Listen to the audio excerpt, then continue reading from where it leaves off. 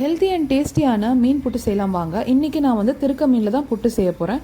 So வந்து சுறா புட்டு செய்வாங்க, சூற மீன்லேயும் புட்டு செய்யலாம். அதே மாதிரி இன்றைக்கி திருக்க மீன் எடுத்து அதை க்ளீன் பண்ணிவிட்டு மஞ்சத்தூள் போட்டு இட்லி பாத்திரத்தில் தண்ணி ஊற்றி வேக வச்சு எடுத்து வச்சுருக்கேன். இதில் முள்ளெல்லாம் எடுத்துகிட்டு மீனை மட்டும் தனியாக எடுத்து வச்சுக்கோங்க. இதுக்கு காரத்துக்கு பச்சை மிளகாய் அண்ட் மிளகுத்தூள் தான் இம்பார்ட்டன்ட். நான் வந்து பச்சை மிளகாய் கட் பண்ணி வச்சுருக்கேன் அண்ட் 2 பெரிய சைஸ் வெங்காயம் கட் பண்ணி வச்சுருக்கேன். நம்ம எடுத்து வச்சுருக்க மீனில் தேவையான அளவு உப்பு, 1 டீஸ்பூன் மிளகுத்தூள், தேவையான அளவு மஞ்சள் தூள் அண்ட் 1/2 டீஸ்பூன் ஜீரகத்தூள் போட்டுட்டு, காரம் அதிகமாக சாப்பிடுவீங்கன்னா 1 டீஸ்பூன் ரெட் சில்லி பவுடர் போட்டு இதெல்லாம் மிக்ஸ் பண்ணி வச்சுக்கோங்க. அடுத்தது வானல் ஆட் பண்ணிவிட்டு அதில் ஆயில் ஆட் பண்ணிக்கோங்க. அதில் நம்ம கட் பண்ணி வச்சுருக்க வெங்காயம், பச்சை மிளகாய், கருவேப்பிலை இதெல்லாம் போட்டு நல்லா வதக்குங்க.